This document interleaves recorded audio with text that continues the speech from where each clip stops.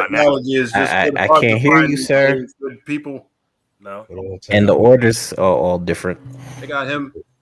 Microphone got him sounding like Elijah Muhammad in the Malcolm X movie. You see, brother minister, in order for the brothers, in order to good old technical difficulties. It's pretty low, brother. Great. This is fucking great. You're okay, but you're not loud, brother. You kind of sound like you're indoor bungee jumping. Or is that skydiving? How about now? There we go. Better. There we go. How about now? Finally hit puberty. There you go. All right. Jesus Christ. This is horrible. How do I do this? What's the game? We're back. It's us. We're here. We start. Yeah. I am Yeah. Marvel. Ladies and gentlemen, how y'all doing? It is your boy QS. Hello, ladies and gentlemen. It's me, the big stretch.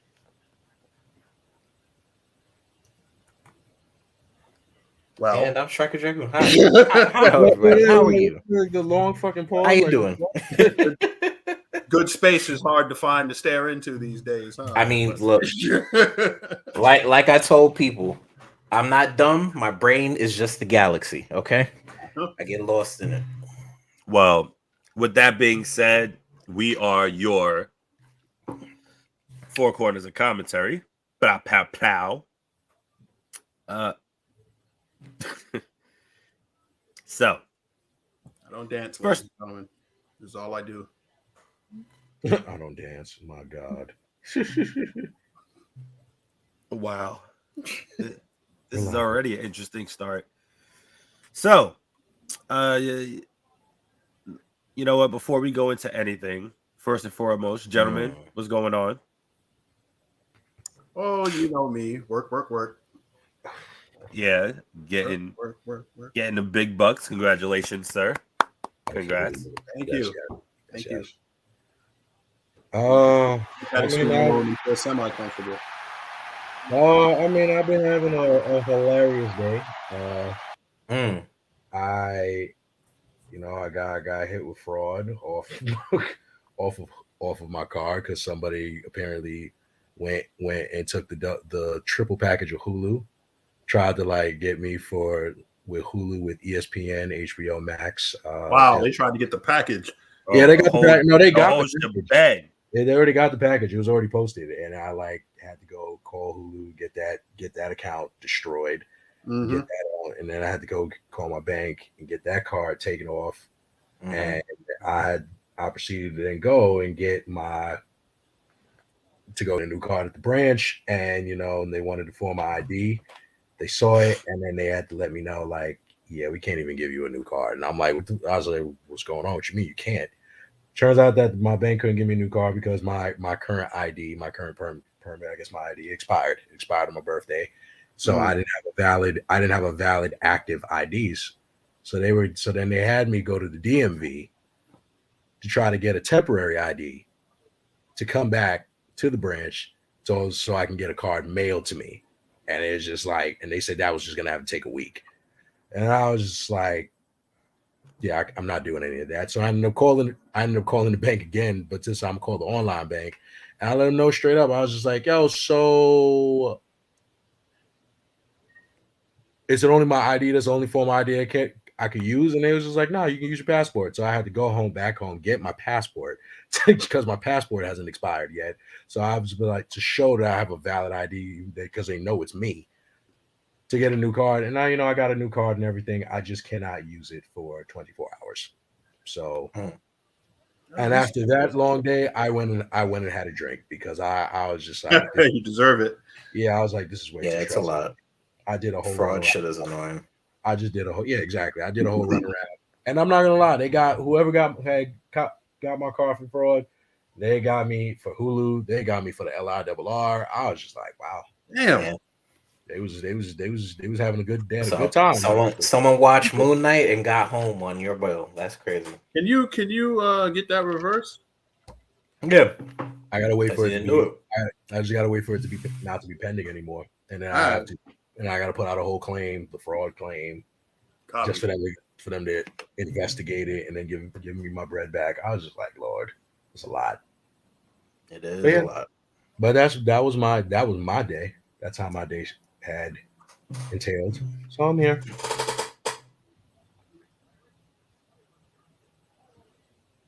My bad, almost died. Just tired. Working now, so just tired. That's about it. Linked into the point as always. Like, yeah, I'm just working. All right, cool. We working. Like, out here, we working today. That is it.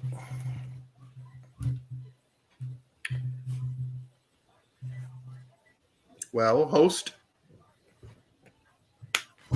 You're muted. Oh, he's muted. Oh, he knows. Okay. Yep. Just trying to spell the word tickets. That's what you're trying to do. Dirty. First and foremost, Battle Club Pro this coming Wednesday, 4/20, very special holiday for some people. Welcome in New York City. Starts at 6:30. Main card, Women Crush Wednesday, all women's card. It's going to be amazing. That is this Wednesday. Starts at 8:30. The second card starts at 8. It's going to be a lot of good people there, and we will run through that a little bit at the end. Let's see. So this week, we're going to go a little personal, and we're going to talk about what it means for each of us to be a podcaster. We've been lucky enough to do a few things within our time frame so far. Our time together as the Four Corners, and for each of us, things have been up, down, left, right. That's how it works when you work with multiple people. Hell, like Tetris. Yeah. I'll give you that.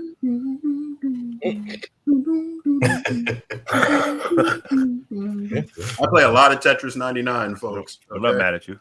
Not mad at you. But yeah, so that's pretty much what today is. What's going on? Tip said what's up earlier. Courtney saying what's going on, fam. So what's up, y'all? Yeah, that's pretty much what today is. So we're just gonna talk about a couple of different things. Pow! There it is.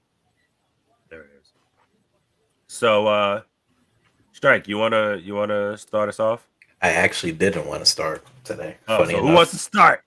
Because not me. I'll go first. Yeah. So, rain, sir. What it means to be a podcaster, what it means to have a platform on the internet for everybody to see our faces, to talk about some of our favorite subjects, mostly including wrestling. What it means to me is basically what I just said. I have my own platform to express my own opinion, and I get to do it with 3 people that I actually like. So it doesn't really always feel like work all the time. This is really like kind of a passion project for us. We're all 4 very big wrestling fans, very passionate wrestling fans, very opinionated wrestling fans, but we also dabble into a lot of, more humanistic and artsy like aspects too. Like, we're not afraid to have conversations regarding race. We're not afraid to have conversations involving income equality and stuff. We might joke around with each other a lot, like a lot of the stuff that you guys don't get to see, the camaraderie that we have with each other. But, we are pretty well-rounded enough to have those type of conversations about the news and politics and stuff like that. So, be able to do this with, 3 people I consider very, very close to me in a lot of ways. They know a lot about me that I don't tell other people. To be able to do it with you guys is a godsend. I can't imagine this podcast, working in any way, shape, or form, but and especially so fast, built so much chemistry so fast with each other. Doing this, is for what it means to me is like an outlet. I get to express my opinion on topics with these guys, and it makes it that much easier. I feel like I don't have to walk on eggshells. I don't have to worry about anyone else's opinion or judging me in any way, shape, or form, and I've gotten to meet like a lot of cool people doing this, like Top Rope Squishy, Earl Cole, whose show, by the way, The Wrestling Experience, if you've never checked it out, actually makes 1 year today. The Wrestling Experience with Earl Cole, ladies and gentlemen. Give him a like, share, and subscribe. Absolutely. Friend of the show, Earl Cole. Friend of the show, Top Rope Squishy. I've gotten to meet those guys, gotten to meet Backstage Brawl, Fillmore Boys. We've collaborated with a lot of cool people. The Dirty Heels, Jobber Tears. We've collaborated with and met a lot of cool people. So, this podcast has really given me an avenue to like break out of my shell and, network with people and talk with people. They're pretty reserved. Like, I don't really, outside of these three gentlemen, know me like the back of their hands, I don't really go up to people and talk. So it's really given me a chance, like, to be a little bit more social and break out of my shell and stuff. So it's been very, very adventurous. It's been very helpful for me personally. So.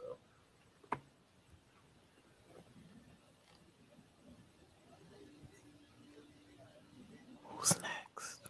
Not me. Where y'all go next? I got the long pause. God, Jesus Christ! I'm not ready. Sickening. Like, what is this? Like showing. All right, God damn it! Sickening. I literally didn't want to go first, but okay. You're not first. I just went. You're not first. By definition, you're not first. I'm just saying I didn't want to go first, but I didn't want to go last. But it's fine. Then you've gotten your wish. You literally can only go second or third. Oh, I like third, but it's okay. Ladies and gentlemen, I'll remind you that when we play Mario Kart next time. Like third. I definitely won't be third in Mario Kart. Yeah, all right, okay. But you like third. Next time, coming third on purpose. Okay. Why have we not made that happen yet? Not yet. Life. Yeah.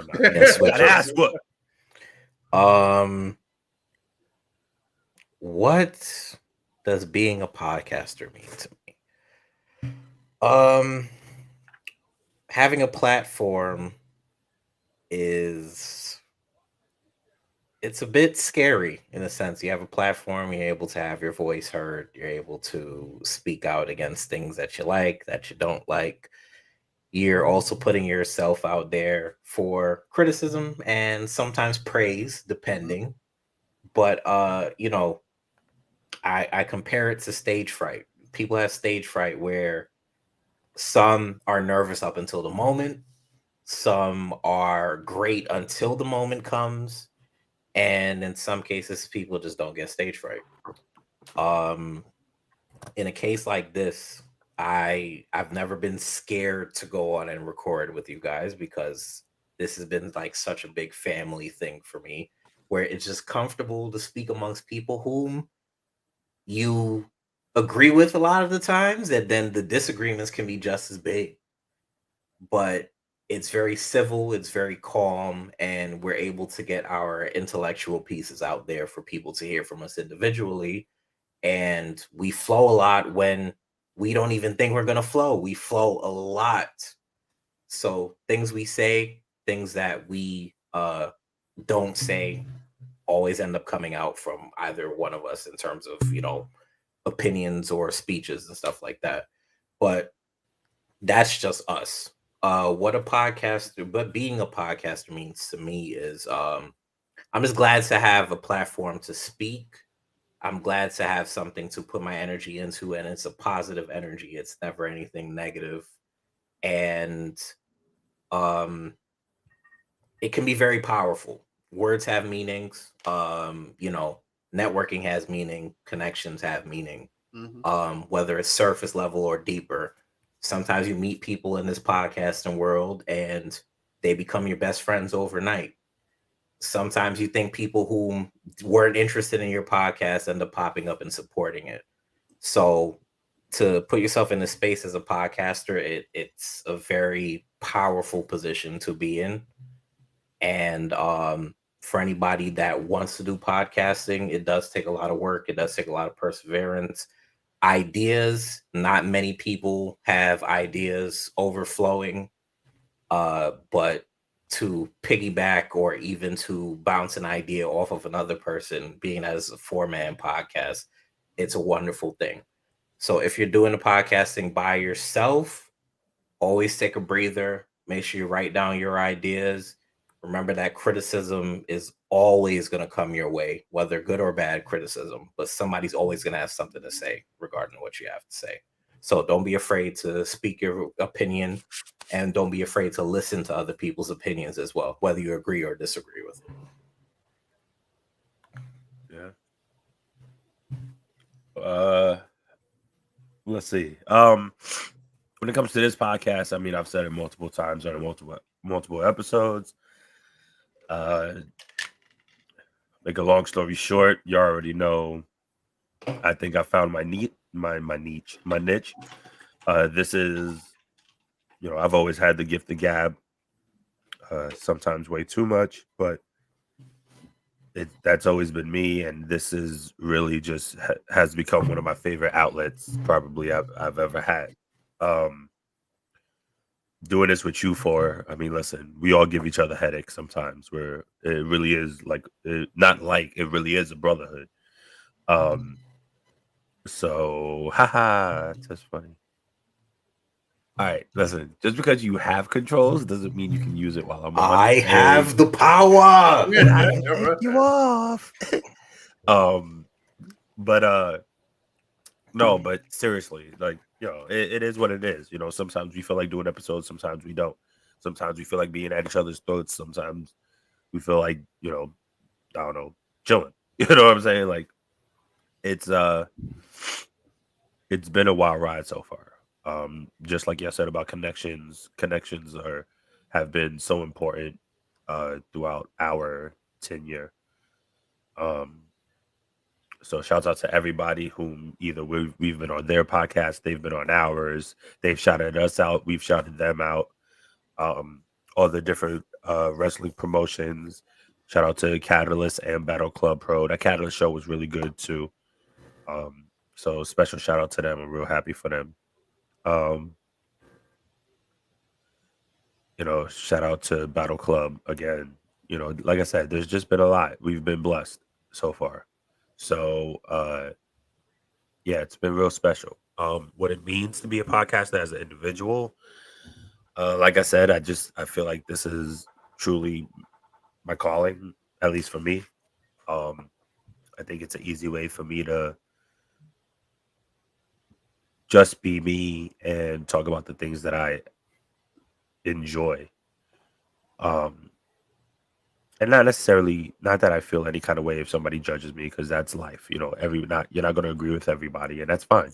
Everybody's views are different, and that's cool. Might be called names or jokes behind your back or in front of your face, but you shrug it off, you keep it moving, because what's that? What's a joke? Like, at least to me, I've said 15 things, 15 times worse about myself than you would probably ever say about me. So I'm not stressing it. You know what I mean? So this gives me the platform to just be me, whether I agree with these three or not. It's just like I said, it's special. This has just been real special. That's just the best way I could put it.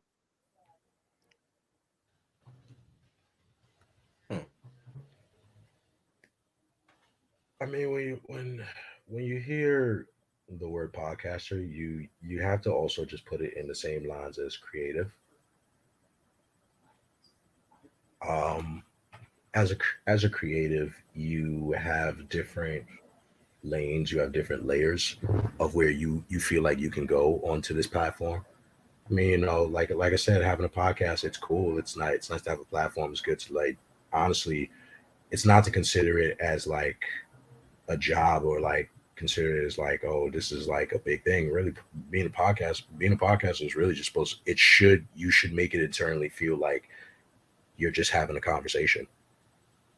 Not even just you, with whether you have it with co-hosts or whether you're just having it with yourself. You really it's a conversational piece with you and the audience. That's really what it's just supposed to be. It's just conversation.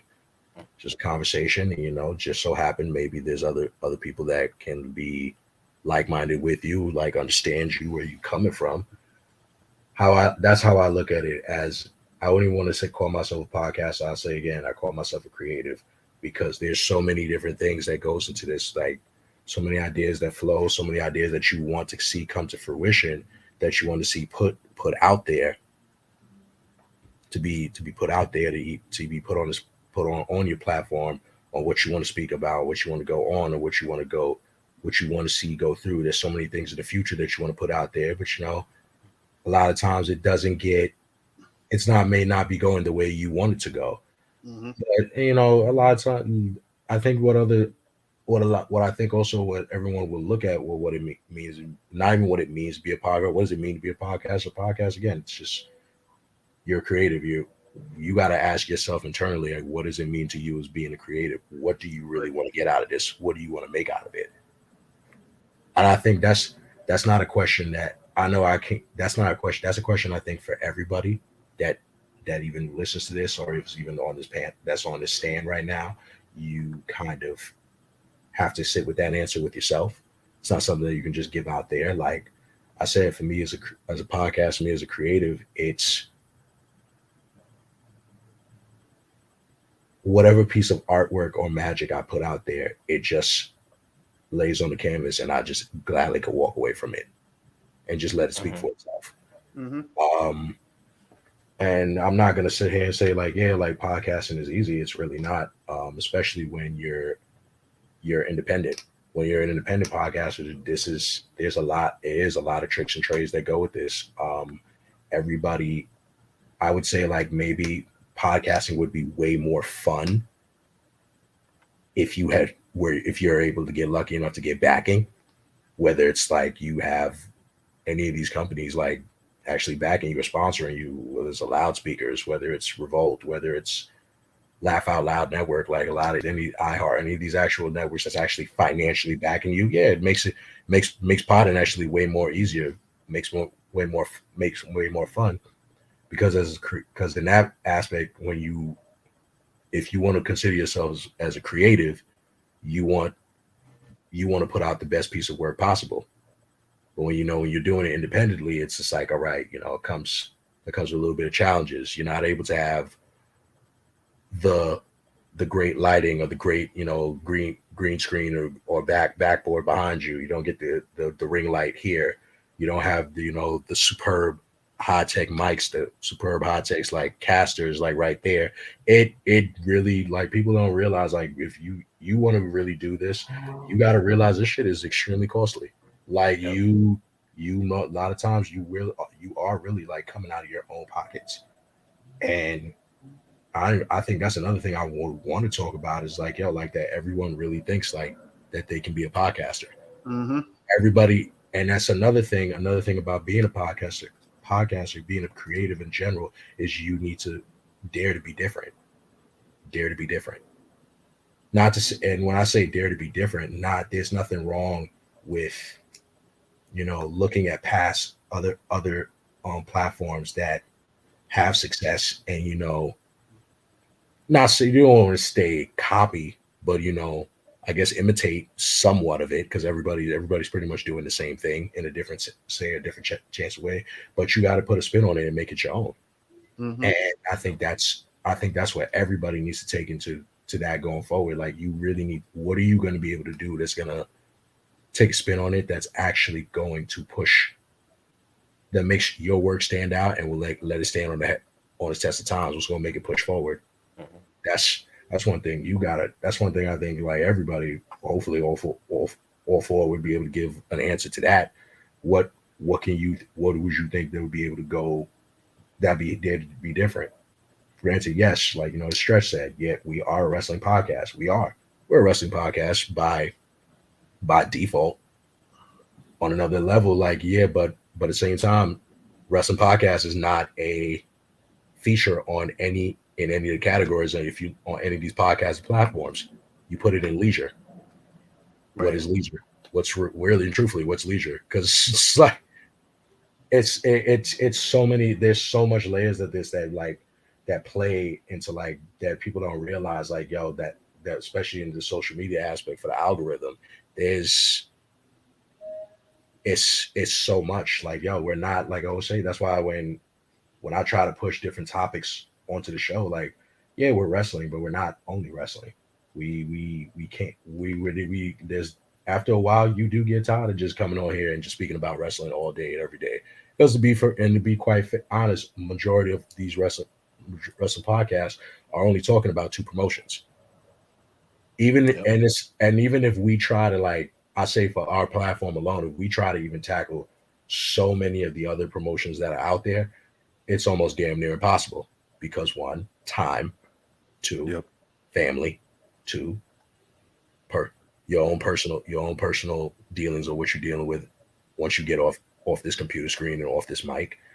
There, you can't necessarily sit here and think that four of us are gonna sit here and watch all these hours of wrestling content and just sit here and talk about it. Mm-hmm. It's just like because then now that feels like a job, and that's why most wrestling podcasts only focus on two actual promotions. The only two promotions that are popular today, that are popular in the U.S. That's basically it. But I mean, that's one thing I want to even like talk about is like, yo, like what do we really like? What else do we really need to do to be like able to stand out and just be like we're not what our title bio, we're not what our bio says. Like what more is to be done to make others see that we're not just that it's not our bio. It's like, trust me, like everyone would think, because anyone that sits here and you tell them the podcast and they sit here and see like, oh, it's a wrestling podcast. A lot of people screw their faces up. Yep. Wrestling. I'm kind of too old for that. But then they go and actually take a listen. And then they hear you talking about, we don't talk about only wrestling. We talk about comics, talk about games. We talk about mental health. We talk about how Space Jam is the best movie soundtrack of the whole time.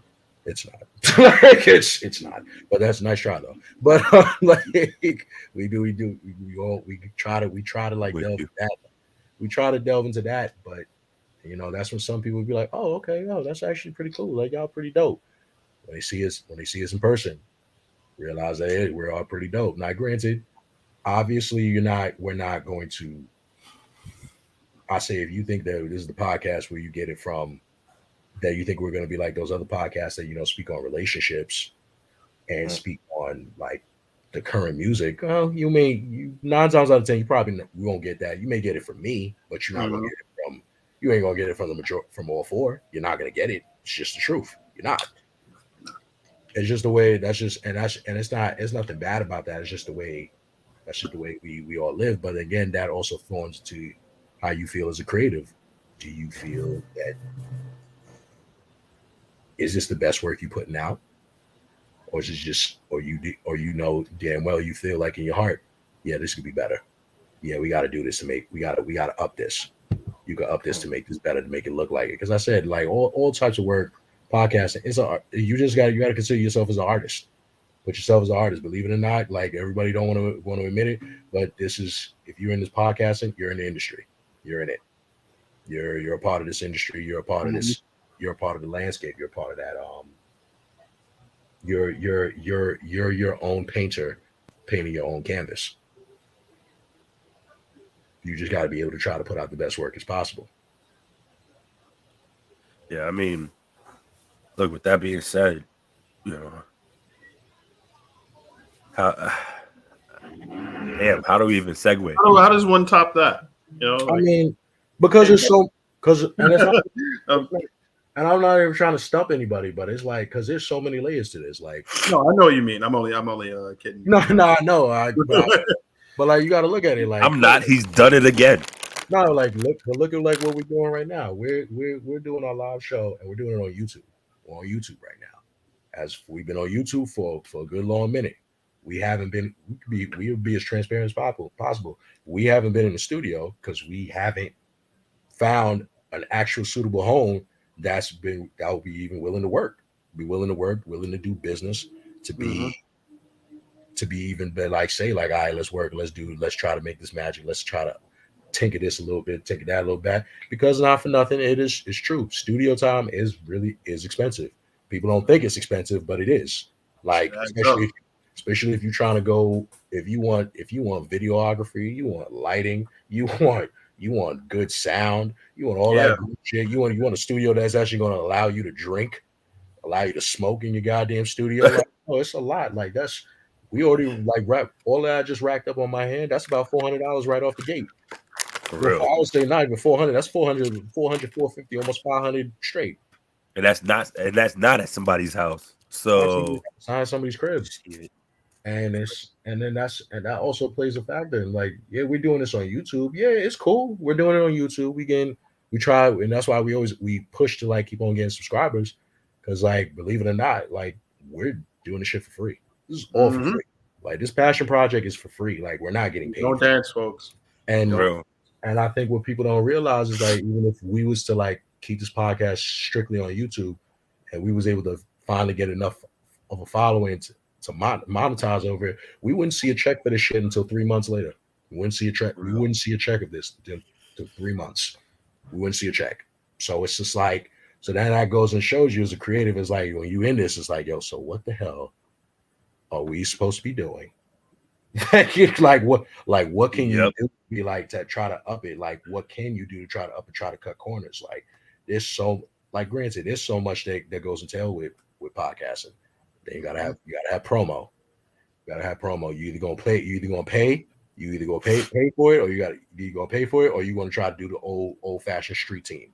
The old fashioned street team shit is out as it works, but it's also outdated because everybody don't got time to be doing that. Nobody got time to sit here and be like, yo, boom, promo the podcast, yo, hey, follow this podcast, hey, like this podcast, like Ought to be paying them. You don't got time, but it's like you're paying them. You're really just paying the platform you want. You're paying Instagram. You gotta pay Instagram, dude. You gotta pay Instagram to promo. Facts. But then at the same time, what also plays, we don't fit the algorithm. We get lost in the algorithm so fucking much. Like people really gotta, for us to know that they know that we're live and we have a show, they gotta go to YouTube to see the shit.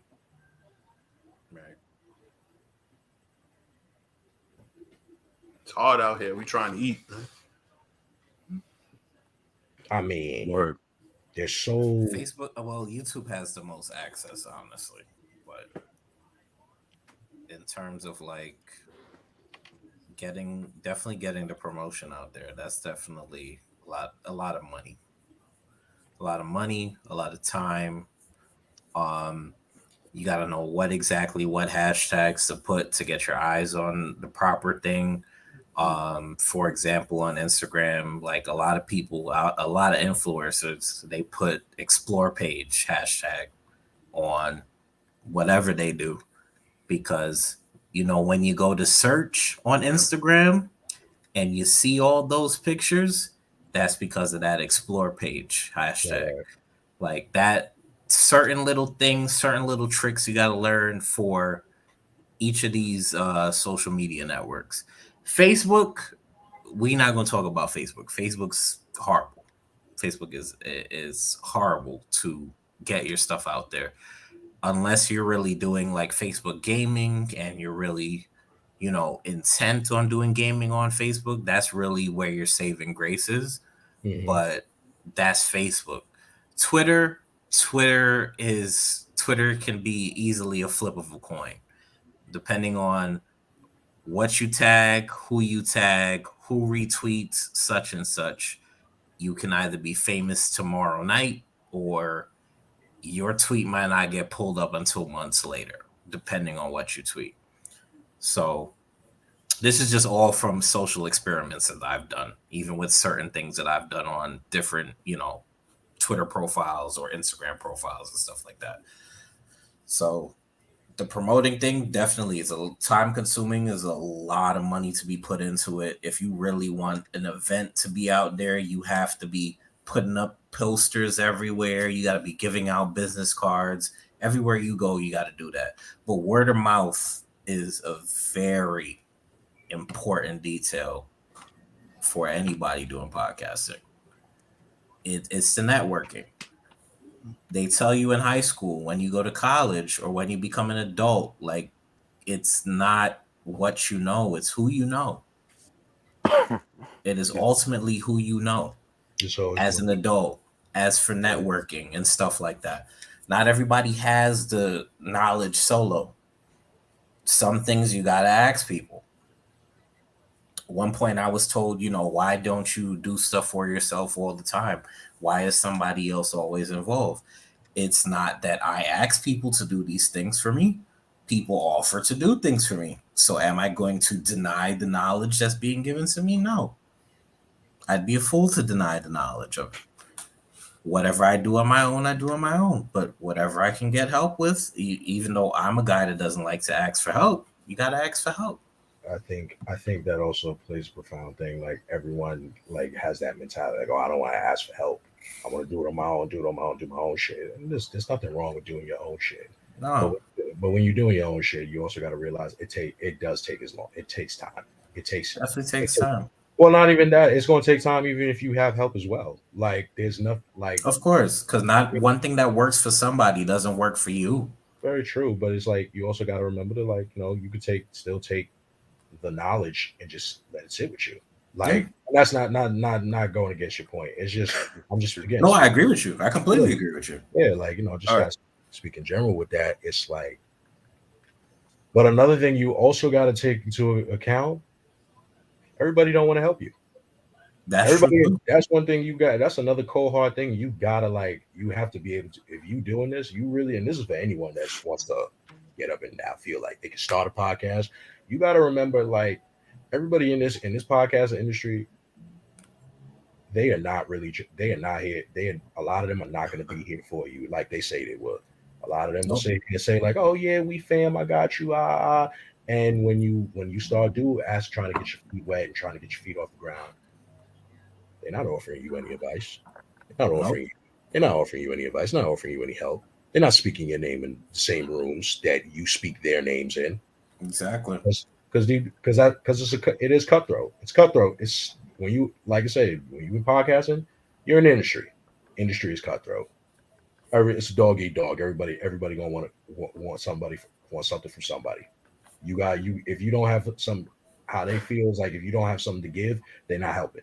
Which is just Well, like okay, and it's a corny mentality because it's like they partially want to see you really go through some struggle until you like somehow find a way to triumph and then they come back. yep. And that's Right. and I've always found that mentality to be stupid. It's just like this. What are you're not really. That means you wasn't really supporting to begin with. You just trying to be there when I finally actually do attain success with this. Mm-hmm. Like again, like potting, like this podcasting thing is like I'm not expecting to be rich. I'm not expecting this to be a get rich quick scheme. It's not. This is something Definitely that's not. like this is just something that I always wanted to say. Like at least I have something that's left for when I'm gone. It would be like somebody could come back and like watch it and just like reminisce or like laugh or take a teacher from. Like, and I always like I've always said like if you could take any of these episodes that I've been on that I've done or any episodes that I've been on with any other podcast, and if you take any gem that I've said and you let it and you've held it to you, tell it to your heart, my job is done. I may like there may be a time like I always want to say like and especially in this creative boom, I always want to say that I want to be able to make if I'm not able to make the change, I would at least want to be this fire that like lights up all the other like lanterns that end up shining to do it. That's what I Right. would want. Well, I just want to say this real quick. I don't want anybody to listen to us talk about how we feel and be discouraged. That's not what this is Yeah, about. not at all. Yeah, This is about this is about taking how we feel and just trying to maybe use it to your advantage. And if it doesn't relate, then that's fine too. But if it does, then cool. But let us be the catalyst for you to succeed. yeah, like Um, real shit.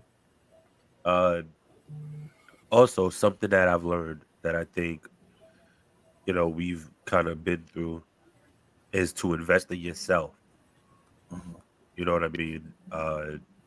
I found a pretty decent deal for a good little setup. I told the guys about it. Striker and I was the ones who got it, which, there was nothing crazy about it. It is what it is, but we got it and it's pretty dope. And, this is about investing in yourself. When we started, I was working off an X's computer, off an X's freaking, Laptop.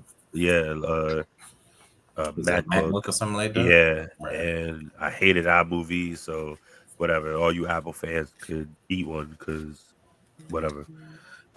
but, but So, but we went from that into the computer I have now, which cost a pretty penny. But like I said, invest in yourself. That's the important part about it too. You got to know what's good for you. You know what I mean? What works for you. Don't go out to try to be anybody else. Go out to be don't go to be the second, the third someone else. Go to be the first you. You know what I'm saying? So we're not out here trying to be anybody. We're just trying to be us. And what you get is what you take. Or what? I said that way wrong. What you get is what. Yeah. Listen, I'm tired. Don't judge me. But Spell tickets. Whatever. But yeah, man, that's just like I said, being a podcast is interesting. It's just it's a lot of fun. Yeah. It could be. You know what? How about that? I don't want to keep it like on a low point, but how about we just talk about one quick hardship that being a podcaster, like what you've been through so far. No, I got one. Shit's time consuming. I'd much rather be taking a fucking nap right now. I'm tired. I had a long day at work, and I still have to do this. Because it is a commitment that you make. Once you commit and tell people that you're going to be on live at a certain time or whatever have you, you have now made a commitment and an outreach to people, and they expect you to be on at a certain time. So, with that said, it's not a huge burden. Don't get me wrong. For me, at least. Honestly, when I say I'm tired and stuff like this, I kind of wake up. Well, once I do the show with the guys, but once it's getting there, after a long day work or whatever have you, or something happens where it's like my morale is a little low, I'll be like, man, I gotta do this shit here too. But once you kind of get into the flow of it, it's not that terrible for me, at least my personal experience. But this is a commitment, and if you make a commitment. It's one thing to do it by yourself. I have now made a commitment not only to myself but to 3 other people as well. So being an integral part of this, if I don't fulfill that commitment, I am wasting their time. And that's a little bit even more of an unforgivable circumstance. It'd be one thing for me to say that I'm going to do something and not do it, but now I'm fulfilling a promise not only to the people who happen to watch this, but I'm fulfilling a promise to the people who are doing this also. It's not just a commitment on my end, and that's something that everybody has to consider. If you're going to go into business with somebody, for example, you have a responsibility not only to yourself to do the best that you can, but to the individual that you're in a business situation with. The same with podcasting, because even though this is a passion project of ours, I am now taking the time of 3 other individuals. We may work collectively, but I think we're very understanding when it comes to things happening out in our personal lives and occupational endeavors and stuff like that too. But again, if you're going to do this as a podcaster, if you're going to do this, you have to commit to it, and especially if you're going to do it with someone else. You can't leave them high and dry. There is no, there aren't too many days off when it comes to commitment. If you're going to really do this, you got to go all in. There is no half-assing this. Great use of wordage. Seriously. I guess what it says, what is a hardship? A hardship for him is beating off all the women with a stick. Every day, man. It's a work, you rapscallion. When you trying to let that old life go and it just don't. Oh God, don't let you go. It's just. All right, Pootie Tang. We know you leaving bowls at your door. I hear you, brother. Milk. Brian McKnight. Why they take me back to heaven? Find myself in you. Nah. Nice. Only those who really listen to Brian McKnight gonna get that. But not for real. The hardship. Over here dying because of y'all. The hardship is really is money. Money is really the hardship also when it comes to this whole fucking yes, sir. It's not, I wouldn't even say it's the money, it's money with ideas, because there's so many ideas in my mind. There's so many ways that I've had that I've always tried to implement in my mind out there to say this is what we should do for the show, we should do this, we should do it like that, and granted I have to also take a pause and realize one, this isn't it's not my own. It's not just me. It's not my shit. I can't just go gung ho. have to take consideration 3 other people that would be if they're comfortable of going like taking that leap. But then also as a simple fact, it's like again, a lot of these things that you want to do, it's costly, and we all are full-fledged adults. Some of us, are there's some of us that are well into a career in our careers. There's some of us that are still striving to like get our footing, get at least a little bit of a footing as a place. That while we are trying to like go gung ho with this project, this baby here, trying to grow this baby into something, you still want to make sure that you're at least grounded somewhere else. So it's like if this don't work out, well, at least I got a solid 9 to 5 that'll like hold me over until something else happens. And a lot of time juggling that is hard. Juggling that can be extremely fucking difficult. And it's like you sometimes you get discouraged because it's like you watch so many of your other peers going through the same hardship as you are. Yeah. When it comes to like money or it comes to like ideas flowing, they're going through the same hardship and they're able to like pull through and persevere, and it like turns into something magical where it's just like for us, it's like you will sit here and just be like, damn, what the fuck are we doing? What the fuck are we actually doing? Where it's like we feel like we're going like 5 steps forward, but then we're taking like 10 steps back. Like what the hell is going on? Like it's so much trial and error with this. And you sit there and it makes you wonder, like, well, really, is this really worth it? Because it's like, well, how long is it gonna take till like somebody like notices, like, oh, those 4 are actually pretty cool. Like, yeah, that's 4 sharp individuals. Why not? Like, let's give them a shot. Because most times, like most of these podcasts is always like we just looking for opportunity. You give the opportunity and let the rest be history. Let us as creatives take care of the rest. Right. We want that so-called investor not to be disappointed. Like you won't be disappointed. But again, it's so much in such high demand. Like podcasting now is in like extreme high demand now. Yeah. There was a time before where it was really just podcasts like The Read. It's a saturated market. He's not lying about that. Yeah, COVID did that. Yeah. Before it was like way before that, way before even COVID. Like before there was podcasts like that were really like solid, like The Read, The Brilliant Idiots, Fan Bros, Tax Stone before he got locked. Not funny. It's a real serious thing. Like, I know. I'm laughing because the way you said it. It's the way you said it that made me laugh. Like podcasts like the Friend Zone. Hell, you mean if we don't like them, but you got to give them some Joe type Rogan. of Joe Rogan, like, yep.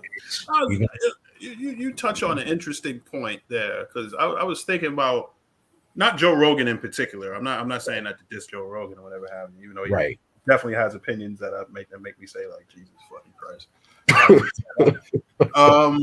But I look at guys like, for example, like take Alex Jones for a second, and how big a following he had at one point before some stroke of luck people actually realized that a lot of the shit he was saying was actually untrue and a lot of bullshit.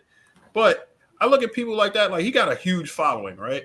I'm saying to myself, like, what the fuck am I doing wrong? Right. For this individual who doesn't know shit, is a complete fucking idiot, like Alex Jones. And it's like, why does he have such a huge following? Meanwhile, I only have XYZ amount of followers, and I actually have a semblance of truth to my opinion or whatever, or at least it's based in reality, People can't handle the truth, brother. Honest and truly. People who say the things they think in their head, because regardless to how twisted it sounds, it's stuff that people actually believe. I'm not mentioning politics. I'm not mentioning any dark times of recent. You can say the Trump presidency. Nah, I don't want to mention that. I'm not even giving that the time of day. We honestly giving them even more attention than what they're already getting. It doesn't even make any sense. But a lot of the world is focused on the negativity. The positivity does not always reach people's ears, because what did Will Ferrell say? He said it's provocative. Gets the people going. It gets the people going. It's not the good shit. It's the shit that people don't want to say that's said by somebody else. That's the shit. I mean, it's true.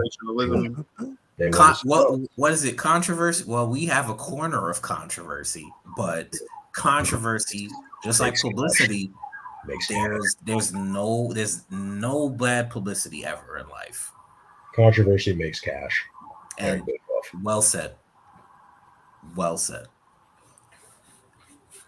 Nobody's here to sit and listen to intellectuals because nobody really wants to hear the harsh facts of life. But in that same token, there's not many people speaking truth. There's not many people out there speaking the truth. It's like it's part of you. You have to sit here and ask yourself, like, do you need to sit down and be like, well, damn, y'all clearly, do y'all really just want us to sit here and just talk about the negative of like what's going on in the public of like, and give our opinions of like how trash they are? Like, if that's and it's like, and if that's what y'all want, I mean, cool. If that's really what y'all want, we can't do it. We can do that very easy. Because there's a lot of trash that goes on in this world, and like, yo, it would make great excellent content. And it's just, but then it's just like at the same time, it's you like might need to do that. But it's like, yeah, it's like you gotta ask yourself, do I really want to do that? Do I need to really do that? Because again, like if I do that, yeah, I'll put a spin. If we do that, we can do it. We'll put a spin on it too. Like it's, trust me, y'all. If we see all the trash that's happening in the wrestling business, we see all the trash that's happening in pop culture. Trust me, like just hearing the four of us, it would be like y'all sitting there and be like, damn, they really like they go in like it's worse. Like it would be like, but then at the same time, you gotta ask yourself, like, that negativity is also open up that gate, because then that gate of negativity is also going to drain you. It's just like, damn, like I don't want to sit up here. A lot of another big hardship I would say is like not necessarily like selling out to like popular opinion, like staying true to the opinion that you have, whether you like having conviction in what you're saying. Essentially, I can honestly say that full disclosure to anybody watching this, we don't script what we're saying. Like this is at 100%. It's just our opinions. This is us. All of us. This is what we feel about whether it be a wrestling event, a wrestler, you know, each other, and well, maybe not each other. No, because sometimes it's out there. Well, yeah, but not vitriolically speaking, meaning like it's not with malice. It's not not saying anything disrespectfully. Yes, but it's not meant to harm. You know, we call each other out sometimes, but you know, honestly, that's a good thing because it shows opinions. Right, and you know, with our opinions, you know, it's 100% us. We don't say things to be appeasing. We don't say things to be, you know, agreeable or whatever have you. Sure, there are opinions that we have that are of popular opinion and can be viewed as agreeable and whatever have you, but we are 100% not saying things simply to get people to like us. Right. You know, this is 100% our opinions. And to not waver away from that and to not shy away from like, you know, well, you may disagree with me, but this is how I feel. If you don't like what I have to say, you're entitled to not liking what I have to say. That's fine. Exactly. That's how human nature works. True. But to stick to that, like to be convicted to that opinion, you know, is a big thing for me. And it's like, not saying that like it'll be so much easier if we just, you know, spouted some of the talking points that everybody else does. In a nutshell, could it be? Sure, possibly, but that's not what we want to do. Right. And to stay convicted to that, you know, can be a little bit more difficult because we do know that sometimes we won't get the same amount of traffic and views and stuff like that. People are more prone to disagreeing. But guess what? You're allowed to do that. Thank you for the engagement. You know? Something that's it. As sweet as you can be. Something I wanted to focus on. Well, not focus on, but about the prior question, right? There's two things for me. One will always be scheduling. Yeah, I was going to mention, especially when there's four of us. Yeah, or when you're working with multiple people, or someone other than you. Hell, even with your, you know, being on your own schedule. You know, it's a pain in the ass. Let's call it what it is. Everybody has different lives, and trying to set everybody's life. That's kind of like what Stretch was speaking on earlier. Having the uh, it's conviction. It really is about conviction, and it really is about being there for what you essentially for what you believe in. This is something that we all believe in. This is something that we feel strong about. This is something that we're happy to do. Whether it's 3 people in a chat, 1 person in the chat, 15 people in the chat, 3,244 people in the chat, and 2 kids. Right. Like no matter what, I think the 4 of us would be very excited and very happy about speaking to anybody, speaking to everybody. But scheduling sometimes makes it difficult. Prime example, if y'all haven't been with us since day 1, we started during COVID. You already know. If you haven't been since day 1, we started during COVID era, the pandemic of the height of everything, and we spoke about it. 2 weeks. Yeah, this might be one of my favorite stories. 2 weeks later, we're putting out our first episode. All it took was Zoom and some phones. Yep, and that was it. And we got it, and we made it happen. And I was the only one working, so it was a little easier to do everything. But at the time, I was doing everything. So, and that's not a knock. It just is what it is. This is how we had operated. Time passes by, people get burned out, things happen, life happens, and then we find tricks and trades. That's the thing. Our scheduling has always been really funny because we did Thursdays, we did Fridays, we did Mondays, we did Wednesdays, we did Tuesdays. Tuesdays was the Saturday primary day for a long time. Yeah, man. Tuesday was our day. It's when nobody was able to work. Yep, it was beautiful. It was so good too. I remember we had Fridays and we used to drop the episode on Saturdays. Like it was a crazy thing. Lots of flexibility you had to practice. Yeah, and there was a lot going on, but scheduling is just something to really be important about. And we've also kind of learned that the hard way. I think during that hiatus that we took at the beginning of last year, I think that kind of put a lot of things into perspective for us. The other thing would be to make sure you always check yourself.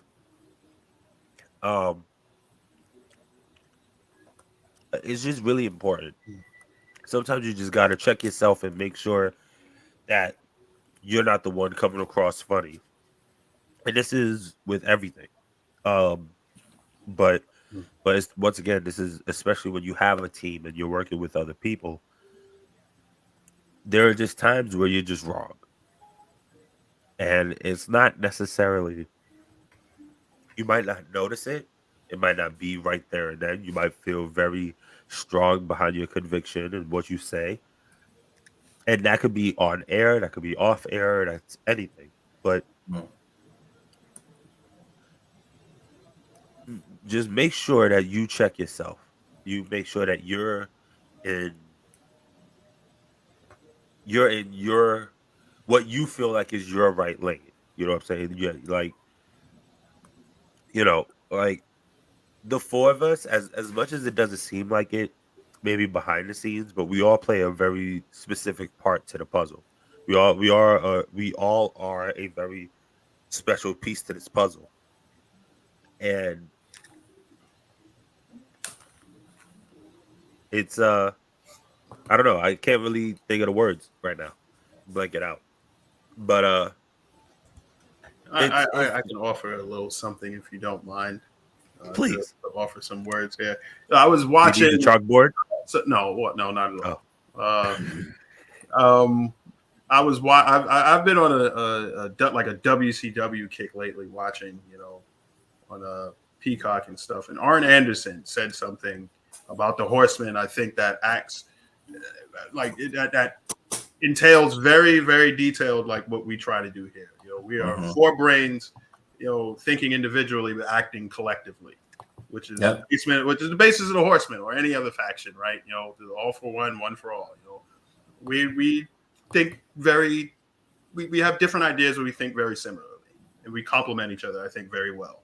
Like we're able to, expound on our thoughts and stuff like that, give each other viable feedback, whether it be an agreement or a disagreement. It's never done in a way that's malicious. And I think that one of the things that I can say that I truly enjoy about these three gentlemen, excuse me, four gentlemen collectively. One thing I truly enjoy about you guys is that I will get a truthful answer. Not saying that it's not sugarcoated, it's respectfully put, but it is a truthful answer. And if I'm wrong about something, I'm wrong about something. I get educated by you guys, and vice versa. We were able to talk to each other about these things as adults. Right. Hold grudges and stuff like that. We don't hold things as evidence against each other. We have a very streamlined line of communication, and I do enjoy that.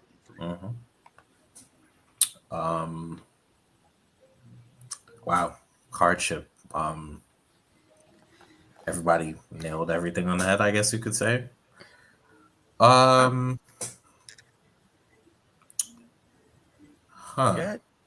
I'm thinking. I'm actually thinking. I honestly don't know. All right, well, how about this? Because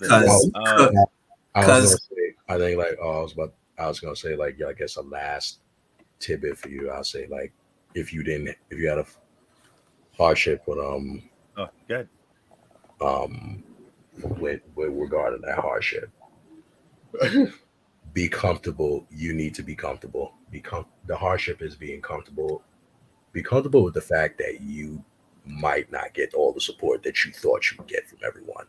Yeah. You got to be okay with that. Like, you really, and I think, because I sure remember somebody had told me this one time. His actual name was Wordsmith. He actually said this one time on Twitter, believe it or not. Follow each other and everything. Follow him. He does a whole Twitch TV for lobby wars with Call of Duty. He's pretty funny. He also does battle rap. He said it is like, when you're doing things like this, you don't do this. You're not trying to do this to get support from your friends. Nope. And if your friends aren't supporting you, you do not take it as personal. Don't take it that personal. It's not. You're not doing. If this is something that you really want to do, it's not something for your friends. It's not for your friends. It's for people past your friends. You're trying to get support from the people that's past that. That's always that's the end. That's the go-to. That's the end all be all for it. So when you sit, so a lot, because a lot of times you see a lot of everyone that, like, they doing something, they be like, oh, you always see those posts on social media. Be like, oh, you'll share this, you'll share that, but your friend's business or your friend's show, you won't share it. Like why is that? And it's just like, and there's always can be many factors, but the truth is, you have to stop being so stuck on not getting support from your friends. Your initial friends is not going to be, your friends are always going to support you. As initially, they're always going to be there to support you anyways, because they're your friends. That's just the cold hard truth of it. If you give them a ticket and you tell them, like, yo, these are the actual like day ones and everything, and they're coming through, they're going to be there. Like, they'll be there because it's you. It's not, they don't care about nothing else that you're saying. They don't care about nothing else you're saying. They don't care about majority of the time. They don't even want to care about the time. They're just there. They're there. Especially if it's us. Yeah, majority of the time, they don't even give a shit about wrestling. They just pop up because it's us. Yeah, they're just popping up for folk because it's for us. But some folk, like, not saying us, but there will be some that will really take that personal and really, like, it will internally, like, make it into something like you ending friendships because it's like, oh, because they didn't follow your show. Well, you got to there's other things to take into account, that maybe your show just wasn't for them. But again, that's why I said that, take that advice. Your show's be not like that, dog. Not even that. Be like that. Your show's not for your friends. Your show is for the people past your friends. Right. If anything, get your friends to share your shit to other people. Sometimes you can't even do that, bro. Yeah. I mean, well, and again, It is what it is. It is what it is, and that was just another personal conversation. Whatever, how you want to handle that conversation behind closed doors. I agree.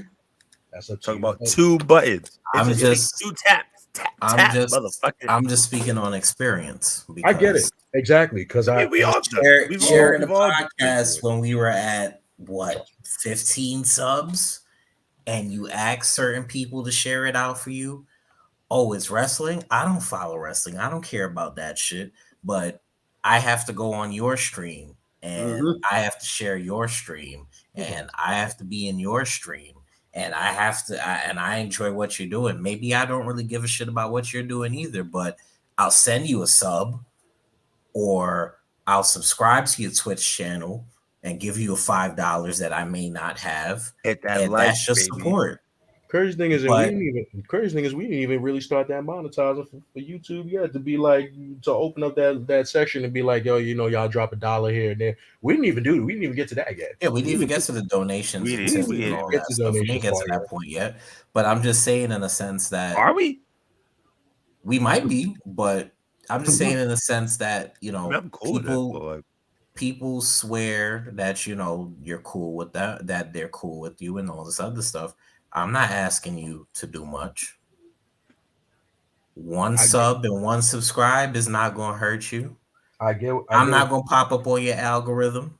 YouTube fucked up the algorithm as is. Trust me, Striker. I get what you say. I get what you're saying, but it's like, how that does come across. And I'm not saying that's what you're actually saying, but how it comes across. It's like, all you just got to do is one share, one subscribe, one post. You can share somewhere. It makes it come off like now it's holding like that resentment or like bitterness within you. This is why I say, like, you just gotta shrug it off, and you gotta be okay with it. But I shrugged it off. I shrugged it off completely. Because in all actuality, like, yo, this is it's still independent. We're independent. I agree. And this is for all creators in general. Like, a lot of us here, we're all independent. We all just started. We're still trying to get our feet off the ground, trying to get it off the mud. And I get it, it's hard. It does, like, those, you really will believe it, like those supports, those shares, those subscriptions, it does actually mean something in the long run. It builds up in the long run. And granted, and a lot of people ain't gonna see it in the long run. They worried about the right now. But you also of course. And that's why you gotta be comfortable. You gotta just you gotta see when you're and here's the thing that I want people to understand. Positivity is beautiful. Toxicity can be a thing, but in negatives there's positives, and in some positives there's negatives. So when I say I was annoyed or even more so upset at the thing happening, when you're small, all this stuff goes away. When you're big now is when you start seeing the faces come back. True. Is when you start seeing the people that said, oh, you're a wrestling podcast, I don't fuck with you. Why can't you support at the bottom? Because we can grow from just being a wrestling podcast, and we did. We did. Because believe it or not, when you really look at the majority of the episodes of the episode format, if you really go and think about it, we do actually barely talk about wrestling as is. This is what I'm saying. So that's why it's like, it's always a chuckle. That's why but that's why, again, I think it's like the presentation of the show is like, we just keep doing what we do. Like, we show it as the four corners of commentary, and everybody gonna sit here and keep thinking that we really sitting here because you see the logo of a four-sided ring, you thinking that we just in the ring, like sitting here talking about wrestling all day, every day. And the ones that dog. Yeah, the ones that are actually like I guess you could say our day one supporters are ones that really rock with us. If they come in and come back and listen, they realize it'd be like, oh shit, y'all niggas barely talk about wrestling as is. We don't. Because we don't. And the real reason why we don't talk about wrestling as is because we're literally 30. We're 30 plus, and we all have jobs, and we don't have time to sit here and watch wrestling all fucking day. Right. That's a job. It's a fucking job. That's the thing. Like we see what we see. We speak on what we speak on. Whatever's relevant, at least at the time we speak on. Whatever we miss, we get back to. Yeah. But in terms of hardship, go ahead, finish, brother, and then I'll speak about my hardship. I watched that all day. I was gonna give it a buck. Like that whole WrestleMania week, that was probably the most wrestling I think the Four Corners has watched in a year. That's can the attest most, to that. 3/4. I've watched at least because that's a lot. Well, And 5-6 promotions I that do week. that all the time. and I even think that, I watch a healthy amount.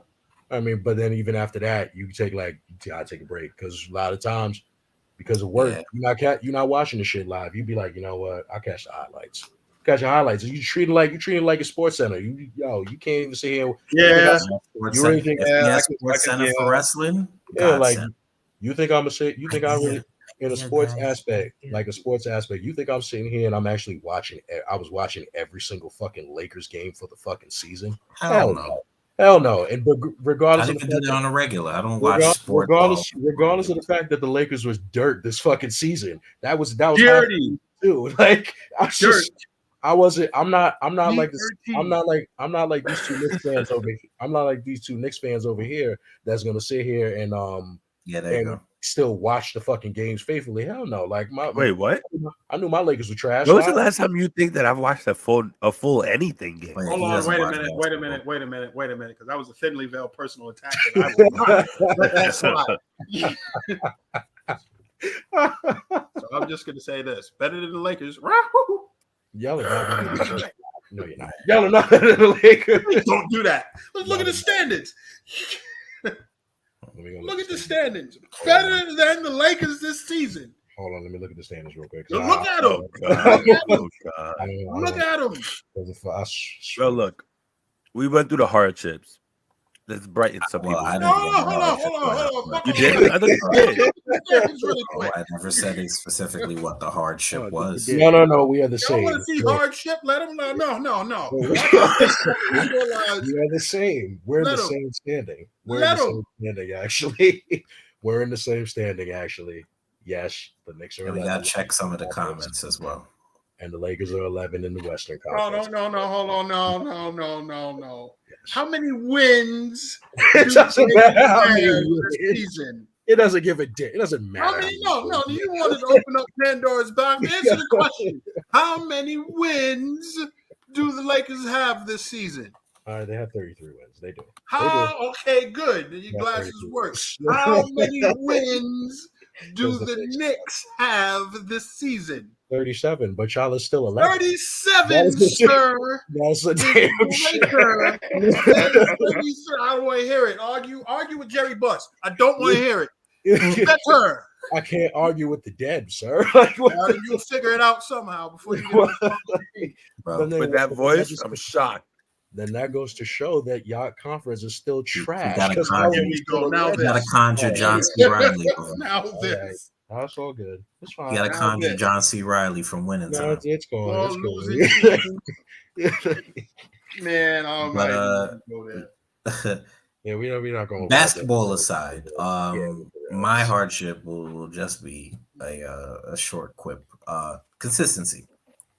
Consistency is a very hard thing to commit to in terms of quality, in terms of mental state, in terms of contribution.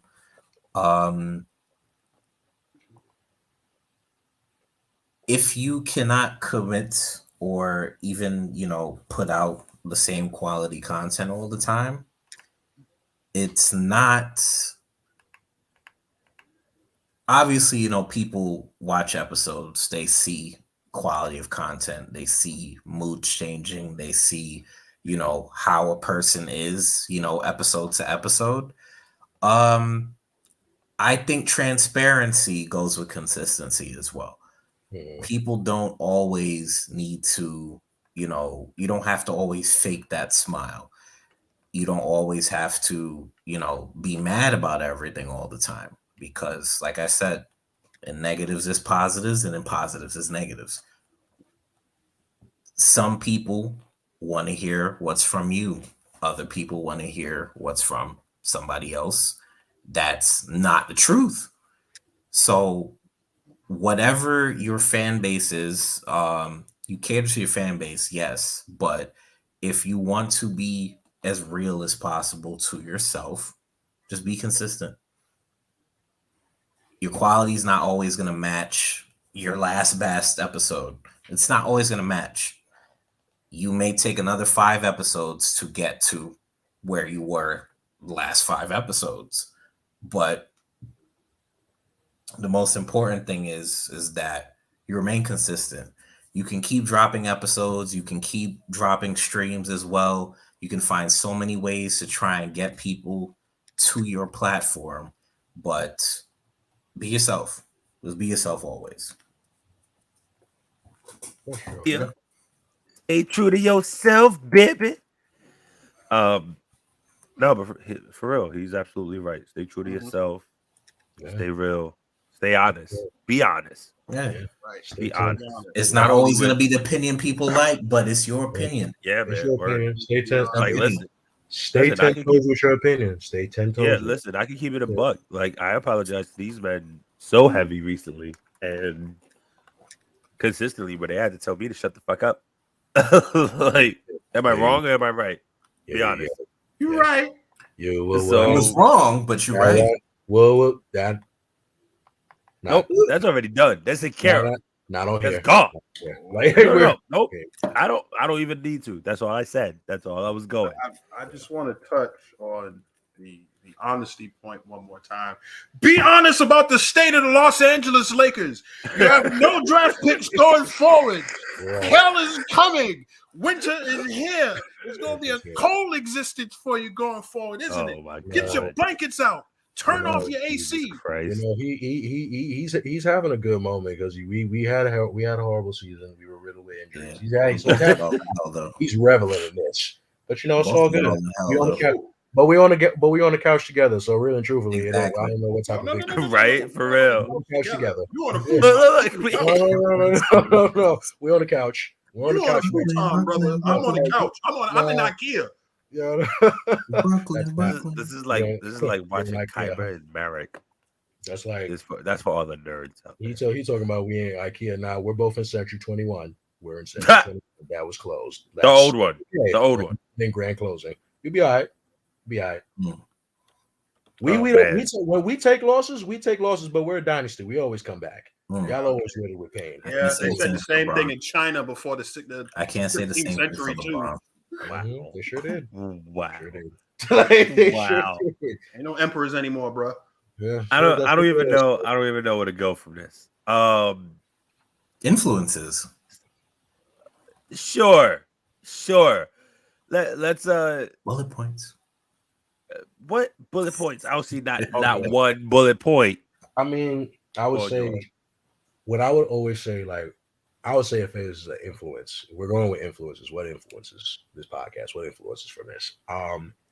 I say for me, I always give, love and respect to the read of Kid Fury and Crystal. Like I always like their type of wittiness and like quip and just quick. They always just quick with responses. Like I emulated from them. I got it from them. I got sometimes I would if we didn't have children as some of our fans, if it was to get really dark with the jokes, I get it also from the Brilliant Idiots. That's I'm just speaking for me. I'm speaking for me.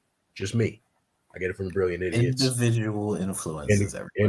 Individually, I get it from the Brilliant Idiots. But if I say for us as a group, I say we still get it. I don't know if they still are out or still here, but the Fan Bros. Like, I don't know if everyone remembers the Fan Bros podcast. Like, they were like a real big podcast, but they only touched on the nerd culture. They literally only touched on literally speaking on nothing but comics, video games, all aspects. Like that's. Like in shows like Game of Thrones, that's all they touched on. That's all they spoke on, and it was valid and it was dope. So I figured that's why I said when we were doing Four Corners, I said yo, let's spin this and talk about this as well, because not for nothing, you believe it or not, everyone always thinks when you're talking about comics, comics, the Marvel, the DCs, the animes, they thinking they'll be looking at it man, y'all talking about that too. But then you go and see those same people that say that see conventions like Comic-Con or Anime Con or Video Game Con, the video game awards like E3 and shit, and they're like, oh shit, this is actually lit. Yes, this is what we've been trying to tell y'all for years. Exactly. Yes, it's lit. You just got to give it a chance. So I say those are like my three key like influences. But I think like for the influence for this podcast, I give it to the Fan Bros if they're still around, and if they're not, that was the time. Maybe you never know. One day if the Four Corners was able to go a little bit more like X-rated and get more tapping into to the hood and shit, you may see us end up trying to do an episode in the Crown Fried Chicken. We'll never know. We'll never know. Wow. Clearly only one person is too bougie to be in a Crown Fried Chicken. We get it. Wow. That is you. Would you prefer Kennedy's instead? Ooh, the other KFC. I miss Obama fried chicken. All the same establishment, same color, same I miss Obama fried chicken. We get the same hot. You get the same hot wings from every spot. Same hot wings, same fries. You know, Obama fried chicken was so good that they did the Popeyes video there, clips and camera. That's how good that place was. Obama, bro. I live by I used to live down the block. Remember? 96. Yeah, they used to do that shit all the time. Obama fried chicken. But influences, if it's podcast specifically or podcast specific, I've mentioned this before. The New Day, when they dropped their podcast, I was real excited for it, and just the chance of them being them was pretty awesome. To hear their stories and just for them to be, like I said, I mean, it really was just them being them in real life, and the camaraderie and the friendship is something I feel like is forgotten in entertainment as a whole. Who else? Jabba Tears is a huge influence. Love those guys so much, and just the opportunities that they were able to give us so far have been magical. And I don't know if I have a third. Not podcast specific. It doesn't have to be podcast specific. Yeah, I mean, it's just I don't think I got one. But yeah, I think those two in particular, I think that's a real big thing for us, and me personally, I appreciate all of that. On my end, I might be the controversial one of the four to mention these, but on a lighter note, G4 was actually one of my biggest influences in terms. That's one of mine too. Fuck you.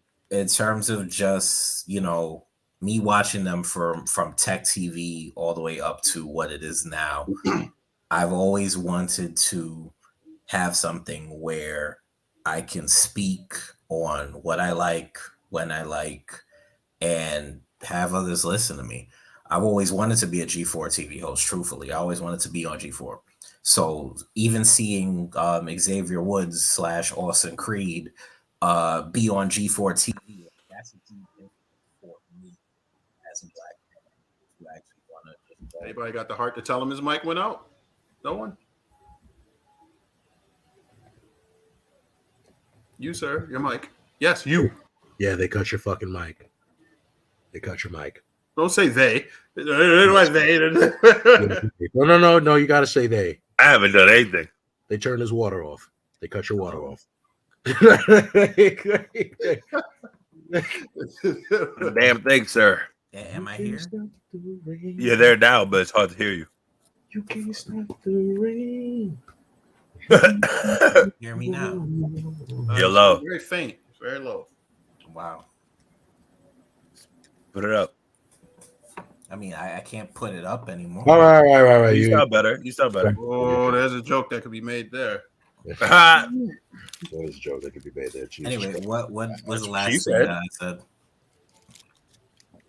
Last thing you said you wanted to be a G4 TV host. Right. So I said I wanted to be a G4 TV host, but of recent influence, Xavier Woods / Austin Creed being an actual, host was something that I really wanted to do. But to see a black man, especially as one of the hosts when they were predominantly white, and see him get to do what he loves on TV and still go back to his day job is dope. It's really dope. But would that be his night job technically? No, it would be the wrestling would be the night job. Correct. But my actual two controversial podcasters that were very influential to me wanting to do a podcast. Sans nigger comments. I actually liked Joe Rogan's podcast in a sense of him bringing different people, and it's not just one specific set of people that he was bringing, but he'd bring a doctor of psychology, he'd bring an astronomer, he'd bring an astrologer, or he'd bring someone who did what's the term? Astronomy. Well, astrology. When I say astrology, like actual sun signs and stuff like that, he'd get like people like Elon Musk on there, or he'd get like the most random doctor from something. And there's nothing involving COVID. This is before COVID. But he just had so many different types of individuals on that show. And I thought, there's a lot of people in the world that nobody knows what they do. And it would have been great to get a platform just to get these people on. Sometimes we know people that do fun and crazy shit that we didn't even know that they do, or we find them cool enough that we want to get them a platform to do something. So that was a big thing in terms of podcasting that I wanted to do, and when I got into this. But the other one is, funny enough, Joe Budden. Joe Budden would pick Tupac. Joe was actually an influence to me. I listened to Joe Budden's podcast. We're not shocked at all. No, Joe is actually Joe's actually pretty good. Joe's always been up there, no matter what. Like controversial as he is. Absolutely. I love the no holds barred aspect of it, where he speaks his mind. We're not going to agree with them maybe 90% of the time, or even 98% of the time, but he's going to say some shit sometime that hits.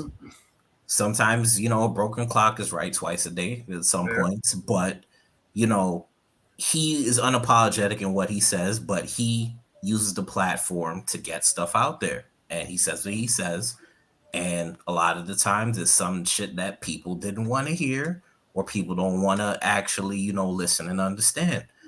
And I feel just having that position as a podcaster, you shouldn't be afraid to say what you feel. I mean, obviously, with the point of cancel culture, you don't want to be involved in that. But in a sense, you can give your opinion and not be a jackass about it. Mm-hmm. But you can also give an opinion that nobody else is saying, because it gives you a 50-50 on a situation. You got to see things both ways, or three ways. There's your way, there's the other person's way, and then there's the actual truth. But I feel if you're not transparent, or you're not at least looking at a situation in three ways, you're not really going to get to the actual truth of the matter. That's fair. And some people don't want to do that type of work. That's true. So that's my influences. Yeah, good point. I ain't really got too many podcaster influences, so I'll give I guess I'll give a shout out to friend of the show, Chris Taliaferro. Things you don't see today. Only because he's not afraid to talk about anything. Like, has a very zany sense of humor, a very wacky sense of humor, and it shines through his podcast. He's not afraid to tackle any type of subject. He has a fearlessness not a damn thing that I admire. It's like I watch him podcast about some of the shit, and I'm like, where the fuck does he think some of this shit up? Like, I listen to it and I'd be like, he's he's different. I respect his uniqueness. I really do, and I'm not saying that just because he's a friend of the show and he's a cool guy and everything. I really respect his uniqueness. He's a very open-minded individual. He's not afraid to talk about anything. That's a fearlessness that I really admire. I would say, like, one of the things that really does influence me. Again, big sports fan. Always wanted to low-key be a broadcaster, a sports broadcaster. So I would say a lot of my influences is some of the commentators that we listen to. For me, like Bobby Heenan, a guy like Jim Ross and stuff like that, Mike Tenay, Tony Schiavone, but a lot of the ESPN personalities, like the late, great Stuart Scott, big influence for me. Oh, man. As far as like wanting to get into broadcasting. Dick Vitale, big influence for me. Legendary college basketball broadcaster. Yes. Guys like Mike Green and Walt Clyde Frazier, like a big Knicks fan, like Brandon mentioned, that's pretty much my childhood. Like Marv Albert, growing up listening to those type of voices and stuff like that. So turning on like the NBA on NBC and listening to Bob Costas call a game and stuff like that. Stuff like that. The inside the NBA guys, listening to Charles Barkley, Kenny Smith, Shaquille O'Neal, and how their banter and chemistry is, and how that translates on screen. Yeah. Like for the four of us, like I'm not saying that we're like the inside the NBA guys, but seeing that chemistry and how it translates to on-screen work, that's something that I aspire to be. But like seeing guys like as far as like my own style, like somebody like Bobby Heenan, without question, like somebody who has the capacity to talk about a serious subject, but can throw a joke in there every now and then too. That's stuff that I look forward to doing when I do the podcast. Like, like how can I make a situation where it is a serious subject? How can I make it engaging? How can I make it a little lighthearted so it's easier to talk about and it's easier for people to watch? Stuff like that really goes a long way. And like watching all those influences that I just made, like they all have like a uniqueness about their style that they bring that's a part of themselves on screen and on camera, and they share that with people. That's like a big influence for me. When I look at and listen to sports broadcasts, like what part of my personality can I bring and present to everybody who's watching this? That's like my biggest takeaway from, like, if I have to study them and see like what can I take from them and adapt it to make it my own. It's like what part of my personality, what part of what makes me can I share with the audience? That type of stuff goes a long way, and that's what makes you, I think, memorable as far as like whether it be a podcast or sports or whatever have you. Interesting to know. It's absolutely. God bless. Something. Mm-hmm. Yes. Well, since the engineer is he's there he is. Family. There he is in his Sonic the Hedgehog shirt. Oh, talk about Sonic. Yo, that movie was fire. That movie was dope. Everybody see it. It was a good shirt. It was a good shirt. It was a good movie. It is a good shirt. But there was a lot of things that also happened over that weekend. You saw Sonic. Kingdom Hearts 4 came out of nowhere. Just dropped. Yep. What is it with you and not liking that It's series? overrated to me. It really is. Wait. Who's overrated? Overrated. Kingdom Hearts says overrated. Overrated. Wow. Kingdom Hearts is overrated. Kingdom Hearts. Kingdom Hearts is overrated.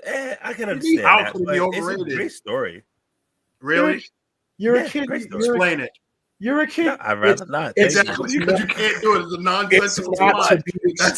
Can you explain all of Uncharted in 5 minutes? No. He's a mass It's murderer, not to be explained. It's literally just. I'm gonna keep my thoughts to myself. I almost you said we were gonna say that's how they get you. That's how they get you. No, I was gonna equate it to something else. But I'm gonna shut up. Like, bro, like it's just endless hours of you as a kid playing with everyone from Disney. That's it. They're commodifying your nostalgia bug. That's what they're doing. That's okay. Let's put them in that is the Tron universe, and it's like. Maybe I don't know. Maybe because I'm an old fucking curmudgeon or whatever have you. I admit it. I'm not as on Disney trends or whatever. Probably. But I look at like when they do the tied in with Tango, and it's like if you've never seen those movies, why would you give a shit? I don't give a shit about people.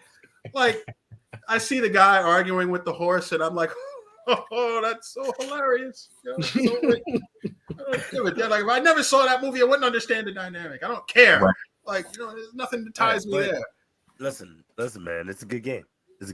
Explain the story. Give me the plot points. Give me the bullet points and the plot points right now. It's such a good game, right? Yeah. Well, defeat the villain. End of story. I want to hear it. Well, defeat the villain. End of story. Yeah. So that's all it is. That's all it needs to be. But no, Sonic was really good. Make sure you stay for after the mid credit scene. Credits. Jim Carrey also says he wants to be Fat Eggman for the third. Jim Carrey also said that he wants to retire. But he just recently did an interview and said he wants to be Fat Eggman for Sonic 3. So, but yeah, it's really good. If y'all get a chance to see it, you don't need to see the first one to understand it, but it would be cool if you did. Damn good movie. Yeah, definitely check that out. One more thing. What? Just okay. So quick fire round. What would you like to change about podcasting? Quick sentence. Inclusiveness. Okay. Absolutely on the inclusiveness. Hell yeah. Inclusiveness without question. It's a good one. This is I've noticed a very male-dominated space. Yeah. I that's why I usually give Courtney and Midwest Marks and Top Row Squishy a shout out most of the time because they are very rare, especially in a wrestling microcosm.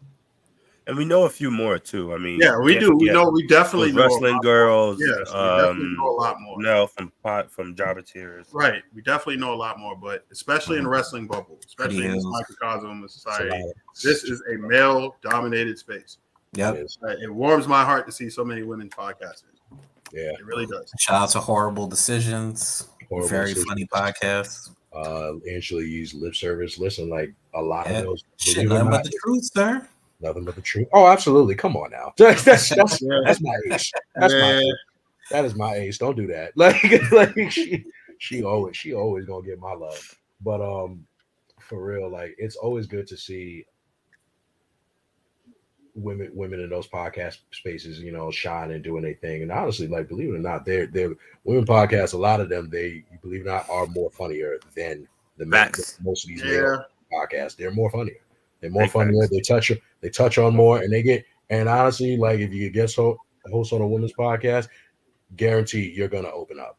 You're gonna open up. It's not gonna be a dull moment. That's how it's the comfortability of that. I always say like they have the advantage of that. They're able to make you comfortable. What's the next one? Quick fire, right? Gatekeeping. Gotta stop the gatekeeping of it. Gatekeeping without question. Yeah, gatekeeping in podcasting really needs to like cease. It is enough room for everybody to win. It's enough room for everybody to win. It's enough room for everyone to thrive. Not even this. Yes, to thrive, live and thrive in this space. Just because you aren't, I guess, cool with this certain clique, you shouldn't be able to just be casted out of the room, right? Just because you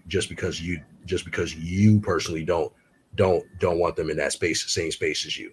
You withholding that. That's you closing the door for somebody else's opportunity before they even get a shot. That's not fair. Gatekeeping. So I always say, just short and sweet. Gatekeeping like that in podcasting definitely needs to end. It's like real shit. It is not a fucking competition. There's millions. We all trying to get to one goal: get our voice out, get paid. Boom. I get it. Everybody trying to get paid. Everybody trying to get out their mama's basement. I get that. It's understandable. If that's your narrative, some people want to stay in their mama's basement. I'm not judging your narrative. If that's your narrative, I'm just saying, everybody trying to get out of there. But if you are, just know, like you there is a chance for you to push forward, but as long as this gatekeeping, that narrative like fucking just stops. Like if we could get past that hump, I think it's that should be like something that I think things could be muddled. Once that not even muddled, wrong word. That would be able to be cast aside, maybe.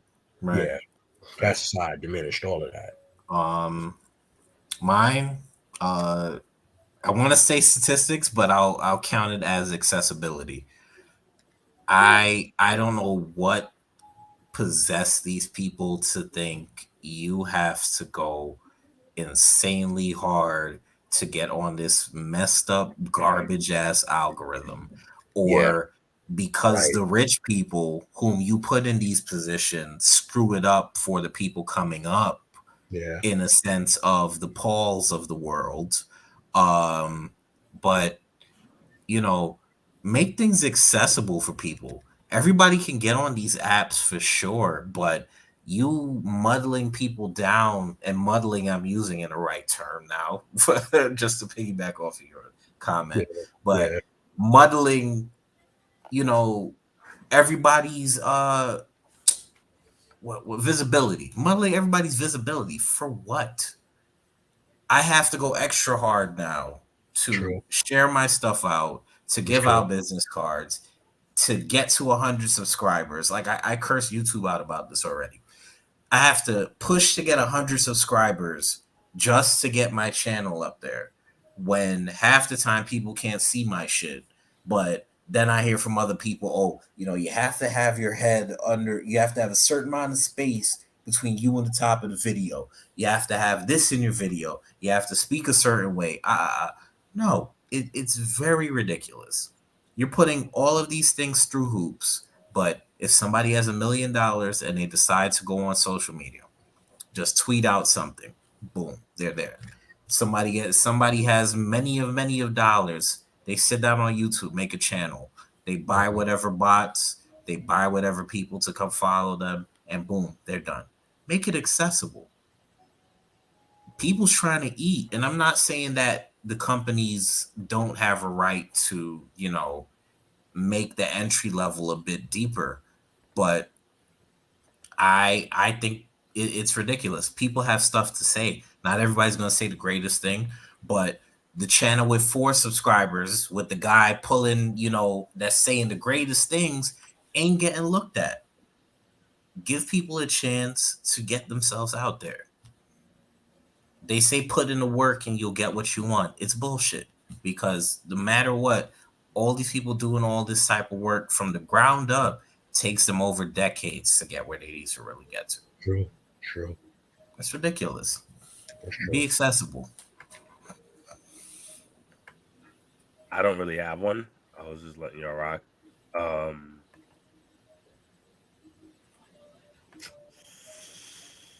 Yeah, I don't have one. I'm not gonna lie to you. Do the outro. It's fine. No, actually, we gotta go over Battle Club real quick. Oh yes. I just wanted to that's right. cover this. Ladies and gentlemen, please, if you are watching this, Battle Club Pro is doing 2 shows next Wednesday on 420 holiday. The first show is at 6:30, I believe it is. I'm almost there. I got it. Pow! There it is. So that is Battle Club Pro. That is Welcome to New York City. That is an all-male show. You see Steve Pena, and back over there you see Prolific. You see Main Event, the Tag Team Champions. There's a lot of things going on. And at 8 o'clock, it is Women Crush Wednesday. It is an all-women show. Starts at 8 o'clock. We are very excited. Excuse me. Trisha Dora is facing Big Swole for the Icons Championship. That match is going to be absolutely outrageous. You have Lady Frost versus Masha Slamovich. It's going to be a lot of fun. Both women are on Impact, which is really good, and we're very happy for them. You have Tasha Steelz versus Edith Surreal. Tasha Steelz is the current Impact Women's Champion, so we're really excited to see her. That's going to be a lot of fun. You have Willow. Excuse me, I can't speak. Willow Nightingale. Shout out to Willow. And Brooke Valentine versus Janai Kai. I'm saying that wrong. Janai Kai, you said it right. Yeah, excuse me. Janai Kai and Jordan Blade. Once again, this is this Wednesday. We're very excited. We can't wait. Shout out to Willow for her Owen Hart's qualifier match, although I believe she should have won. But it's AEW. Yeah. It is what it is. Word. But there's a lot of things going on. We're very happy about that. Once again, that is next Wednesday on 420. Buy your tickets. You can get them at brownpaperbag.com. It is in the description. Also, Striker wants you to know you can go on his page. He wants to get to 100 subscribers. Well, that's in the description for 100 subs. That too. But also next weekend, we have the Right. 420 friendly Hey. anime cosplay pop-up shop, sponsored by Shop IDQ and Cam Creations and Decor. It is 420 friendly. They will be selling 420 items.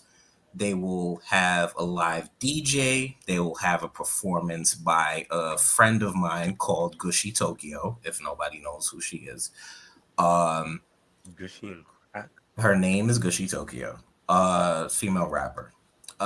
And she and the event will be the tickets and the link should be in the description. Different vendors, a lot of 420 friendly vendors, and then you have infused items and you have non-infused items to eat as well. So everybody get your tickets. The Eventbrite link is down below, and I appreciate it. I might be there depending on how my job situation is. I'm about to say, the way you've been promoting this crack, you better be there. You better be there for real. He wants to give you that crack, baby. So get your crack fruits, get your food, get everything you can. Support my girl DQ. Support Cat as well. Definitely pop out. We love y'all. Thank you so much. And that's it for me. Somewhere Greg Mathis is having a seizure listening. Listen, y'all, the way he been promoting this, crack. You would have thought he was Franklin. Get your crack, baby. Get your crack, dog. Next week. You thought he was Franklin from Snowfall. You damn right. Like you want to know what's funny though? She always tell me to watch Snowfall, and I finally watched the first 2 episodes. That shit lit. Makes you wonder, doesn't it? Yes, he is. Makes you wonder, doesn't it? Makes you wonder. Well, on that comment, ladies and gentlemen, this has been another episode. We appreciate y'all once again, gentlemen. Let's do what we do. Yeah, listen, y'all. I haven't had a long work day. It's down there. All right, you see it, follow it down there. It's not that hard. Right there. There. Well said. Tell you. Well. As always, you already know, where to follow me at. Honestly, it's okay. You don't follow me, don't follow me. I don't care at this point. But I would want y'all to still do is, as always, like, subscribe, share. I really, like I said, like when I said before in the episode that those subscriptions really do matter. It really means a lot. Like I said, we still on that road to 200. We're on that road to 200, and when we finally can get to that 200, like it's something to smile about. But we want to try to get past. Say like screw it. That means it goes to show like, all right, we are doing something. Let's go past 200. Let's get to 250. Right. Let's get to 300. That's right. So it's like those subscriptions, they mean a lot. So as always, thank you all. Always thank you guys, all the day ones. Thank you guys to all other podcasters. The Nothing But the Truths, the Fillmore Boys, the Jobbeteers, the Backstage Brawls, the Beyond the Barricades, the Midwest Marks. Mm-hmm. Even for you, Earl, of course. Like we are going to be. We will see you on the rest. We're going to be on that show, man. We are going to be on that show. We are going next month. You'll see us very soon. Yes. So it's always like, as always, the Moses, Jesse's, like Tiffs, the Sabrinas. Like, thank you for like always. Court, most definitely, yes. Of course, Court. Like, thank you for always rocking with us. Thank you for always, like, sharing as much as y'all can. Like, low key, y'all are part of the street team, even though y'all don't need to be. But we are not paying you. Not paying you. We're not paying you. No check from us. No, we're not paying you. No. Pay you in networking. I'm just gonna make that. Like your shit. We'll just share your shit, and we'll subscribe. We'll subscribe. You're gonna like it. You're gonna share it and you're gonna like it. We're not paying you. Right. Just let that be known. Why did my finger slip? Oops. Dude, I got it. Stop touching. But I'm gonna do something as well. So that's why I said that. Oh my god, why did I give him? He's yes. Why did you give me control? He's about to get kicked off. I can't. You call yourself the chairman, or you the chairman? I'm the chairman. Yes. Nice Sean Spears. I'm Vincent Kennedy Smith. Yes. Vincent Kennedy Smith. All right, so That was Vincent Kennedy Smith. Wow. But yes, so as I said, it is me, Striker Dragoon. I am the chairman. Well, thank you, Court. Instagram, Twitter, and Twitch at Striker Dragoon. You already got the spiel about the YouTube, trying to get me to 100 subs. And please, 420 Anime Cosplay Pop-Up Shop on April 22nd, next Friday. Please check it out. The tickets will be down below in the description. But I don't like that's this. the name in I don't full. like this. And I that's don't it like for me. Shout out to DQ. I'm gonna be don't- shouting you out for the next week as well before the event. I'll see y'all next week. I don't like this. I don't like this. I Okay. gotta take him off. I'm taking you off. As always, I'm K Marvel. You can find me at Mr. Marvel 87 on Instagram and Twitter, Twitch at Mr. Marvel _87. Got some plans. We're trying to work on some things. There's a lot of things coming up that I'm really excited about. As you heard through this podcast and through previous podcasts, we are working on some things in the future. Please, please, please, please, please, please, please, please, please, please check out Battle Club Pro this Wednesday, April 20th. It's going to be on Ellery Street. I will. When you click the link, the address is on there. Also, we'll be in Brooklyn. So please, please, please make sure you check that out. Once again, we appreciate y'all for coming through. You can always find us at the Council of Commentary on Facebook, Instagram, and Twitch. At Council of Commentary on TikTok and at CO Commentary on Twitter. We're also on all of your your favorite streaming platforms: YouTube, Spotify, Apple Podcasts, Google Podcasts, Audible, iHeartRadio, and so much more. Mm-hmm. So, Okay, as Ace. always, what? Okay, Ace. Ace. What Ace? Ventura. That was a good playback. Wow. So throwback. Yeah, that's a good call. I actually like that one. Took a Love while. that movie. Took a while. Now. Chicago. Ladies and gentlemen, we are your Four Corners of Commentary. And we're out. Peace.